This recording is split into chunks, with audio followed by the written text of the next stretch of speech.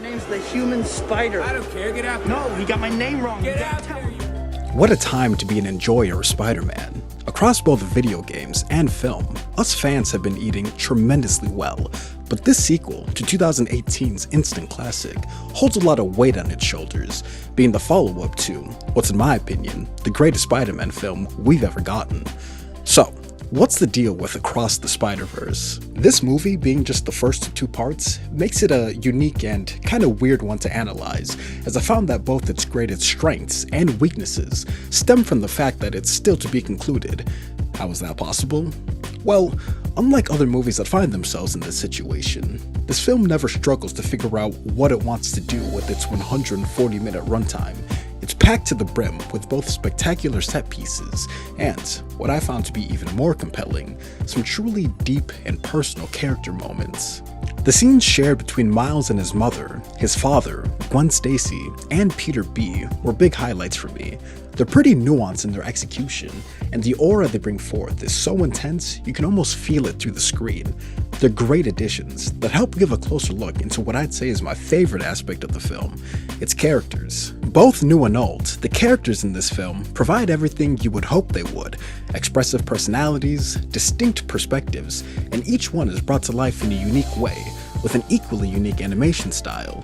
And speaking of which, I'm about to sound like a broken record, repeating what everyone and their mom's been on about with this movie, but at the same time, it's a Spider-Verse review, so I might as well be legally obligated to mention the movie's stupidly good art direction. It's not just good, it's like, really good.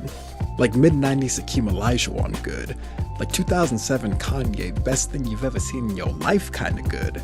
I'm not being hyperbolic when I say this movie has some of the best animation I'd ever seen in a feature-length film. On top of just being gorgeous to look at, the art style morphs and shifts to match each world and accompanying Spider-Person.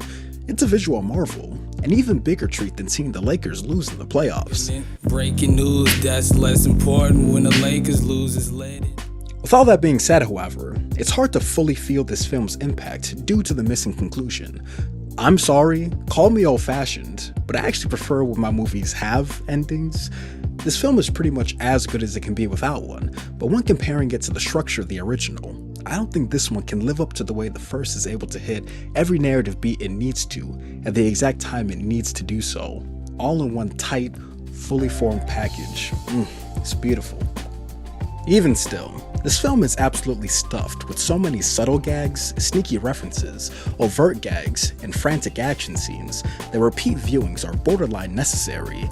It truly delivers, both as a sequel and as the setup to the payoff that we'll eventually see in Beyond the Spider-Verse, whenever that's supposed to be coming out.